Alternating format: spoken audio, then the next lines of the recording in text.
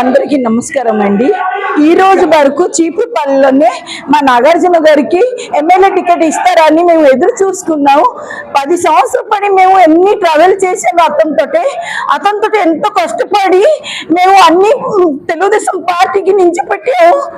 బొత్స సత్యబాబు గారికి ఓడగొట్టేసి మేము నాగార్జున గారికి గెలిపించాలని రోడ్ మీద కూడా ఆందోళన చేసాము. అన్ని చేస్తే మీరు ఆఖరికి మాకు మోసం చేస్తారా?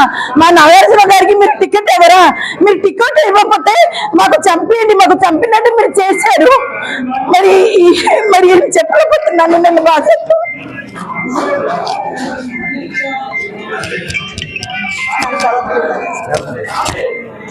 అందరికీ నమస్కారం అండి. ఈ రోజు చీపురుపల్లి చాలా అన్యాయం జరిగింది. ఎందుకంటే 4 సంవత్సరాలు కష్టపడ్డారు నాగార్జున బాబు గారు. అలాంటి ఈ రోజు ఎక్కడ నుంచి తీసుకొచ్చి ఈ రోజు మా సార్ సీట్ ఇవ్వలేదండి. మేము చాలా బాధపడుతున్నాం. ఎందుకంటే 4.5 సంవత్సరాలు మా కోసం కష్టపడ్డారు. సార్ నాకు ఇలా ఉందంటే వచ్చి ఏ టైం అయినా, అర్ధరాత్రి అయినా, ఏ రాత్రి అయినా సరే వచ్చి అక్కడ ముందు మమ్మల్ని వెనక్కి నడిపించిన వ్యక్తి అండి ఈ రోజు నాగార్జున గారు. అలాంటి ఈ రోజు చీపురుపల్లి సీట్ ఇవ్వలేదు. ఎందుకు ఇవ్వలేదు? ఏ కారణం చేత ఇవ్వలేదని ఈ రోజు నేను అడుగుతున్నానండి. నాగార్జున చదువుకుని యువకుడు కాదా?